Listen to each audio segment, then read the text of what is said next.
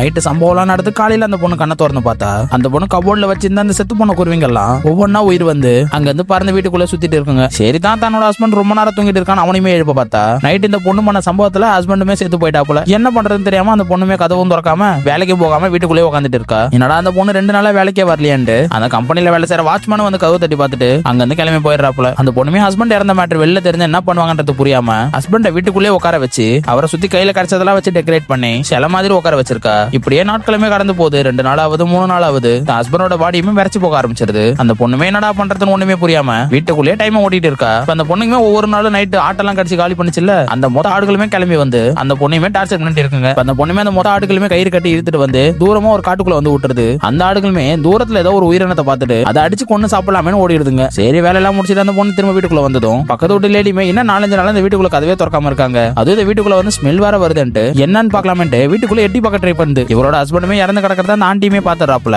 விஷயம் தெரிஞ்ச இவ்வளவுமே வெளில போய் சொன்னா என்ன ஆகுன்ற பயத்துல அந்த ஆண்டி தலையில ஒரே அடி அடிச்சு அவளையுமே காலி பண்ணிடுது. இப்ப அந்த ஆண்டியோட பாடி டிஸ்போஸ் பண்றதுக்காக கத்தி எடுத்து அந்த ஆண்டியோட பாடியை துண்டு துண்டா வெடி பேக் பண்ணி கொண்டு போய் தூரத்துல ஒரு இடத்துல போட்டு வந்துருது. சரி ஹஸ்பண்டோட பாடியுமே இப்படியே வச்சுட்டு இருக்க முடியாது, எதனா ஒண்ணு பண்ணி ஆகணும்ட்டு ஏதோ ஒரு வண்டியில லிப்ட் கேட்டு கொண்டு போய் தூரத்துல ஒரு இடத்துல வச்சு எரிச்சிடுறா. எரிச்சு முடிச்சு அஸ்தி எடுத்துட்டு வரையில அந்த பொண்ணையுமே ஒரு வண்டி இடிச்சிருது. அதனால அந்த பொண்ணு பக்கத்துல இருக்க ஆசிரமத்துக்கு கொண்டு போய் ட்ரீட்மெண்ட் எல்லாம் பண்ணி அங்கேயே வச்சிருக்காங்க. ஆனா அந்த பொண்ணாலையுமே அங்க ரொம்ப நேரம் இருக்க முடியல. உடனே அங்க இருந்து கிளம்பி வந்துடுறா. கிளம்பி வந்த இடத்துல பக்கத்து ஒரு ஆண்டி ஒன்னு ஃப்ரெண்டா இருந்துச்சுல, அவகிட்டமே ஹெல்ப் கேட்டு அங்க இருந்து கார்ல ஏறி வந்து எங்க போறதுன்னே தெரியாம ஒரு ட்ரெயினை பிடிச்சி ஏதோ ஒரு ஊருக்கு போயிட்டு இருக்கா. ட்ரெயின்ல போகையில அந்த பொண்ணுமே கையில ஒரு கவர் வச்சிருப்பா. அதுக்குள்ள இருந்தே நகபாலிசி லிப்டிக் எல்லாமே கருப்பு கலர்ல இருக்குது. அதை எடுத்து அவளுமே போட்டுக்கிறா. அந்த பொண்ணோட ட்ரெஸ்ஸுமே டோட்டலா பிளாக்கா மாறிடுச்சு. அப்பதான் அந்த பொண்ணுமே முழுசா ரத்தம் குடிக்கிற காட்டேரியா மாறிட்டா அப்படின்றத ரிவீல் பண்றாங்க. அந்த பொண்ணுமே பாக்குறதுக்கு ரொம்ப விசித்திரமா ஃபுல்லா பிளாக் கலர்ல ட்ரெஸ் பண்ணிருக்கா. அப்படியே ட்ரெஸ் பண்ணி ட்ரெயின்ல போயிட்டு இருக்கையில ஏதோ ஒரு சத்தம் கேக்குது. என்னடா ட்ரெயின்ல இருந்து எட்டி பார்த்தா அந்த பொண்ணு கடிச்சு ரத்தம் குடிச்ச ஆடுங்க எல்லாமே பழைய எடுத்து ஃபாலோ பண்ணி வந்துட்டு இருக்குங்க.